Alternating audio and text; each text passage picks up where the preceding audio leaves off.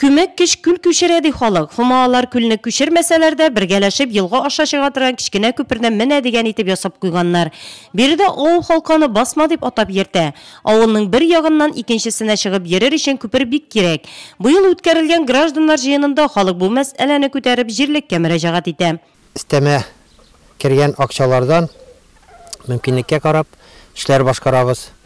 Без бу басманы күбелешен инде халык ярдәме белән эшләдек. Әмә җыеп, тирә-юнен красить итүен үзебезнең средствадан башкардык. Һәм мин барлык бу эштә катнашкан иптәшләргә рәхмәтемне белдерәм. Әлеге басма күперне 1990 елларда хуҗалыкта җитәкчелек иткән Салих Фахриев ясата. Ул еллардан соң кичкенә күперне таушала чыгып йөрү өчен ышанычлы булмый. Шуңа да Хәдичә апа Галимова сөенечен аңларга була, чөнки аның йорты нәкъ менә шул елга буена урнашкан. Хәзер курыкмыйча рәхәтләнеп такталарга басып йөрергә була ди ул. Күперне һәр көнне бер-ике чыгып керәм, аръякны бу якны карап, исәнлекләр, саулыклар булганда.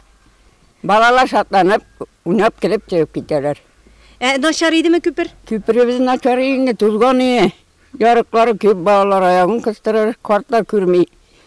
Таяк белән таягы төшеп китәр. Инде сез председателебез бик яхшы иттереп, мәҗип ясатты, кызлар буяп бирде инде менә. Кичкенә күперләр басмаларны яңарту, төзекләндерү изге эш. Бергәләшеп зират кыймаларында тотканнар авылда. Халык җыенында күтәрелгән мәсьәләләр акрынлап шишелә бирде.